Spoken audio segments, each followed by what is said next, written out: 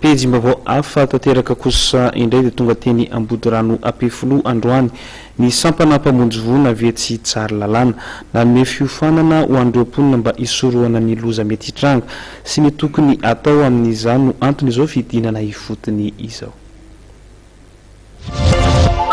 Tonga nanampiofana ireo mponina Ampefilo Ambodirano ny sapeur-pompier eo tsara lalàna androany maraina. Tanjona mba hisoroana ireo loza samihafa eny anivon'ny fiarahamonina rehetra eny. Isan'ny votoaton'ny fampianarana teto dia ny fomba atao rehefa misy ny haitrano.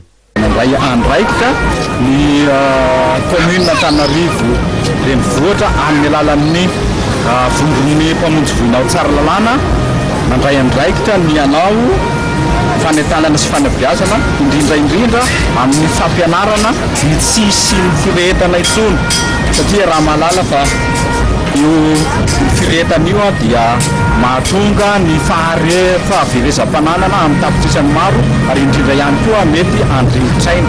Tsy izany ihany anefa fa raha sanatria tonga loza dia ampianarina ny mponina zany hoe ahoana sy ahoana ny fomba atao hiatrena ny loza hampahomby zany ka tsy abetsaka ny fahasimbana sy ny famonozanaina ary indrindra ny fahaiza miasa miaraka amin'ny mpamonjy voina. Ny commune Antananarivo renivohitra sy ny pompier avy any tsara lalàna moa no viana ahitana izao hetsika izao. Raha ny fantatra dia 20 marsa teo ny tranga izany trano izany ka fianakaviana maromaro no lanja ny vokany.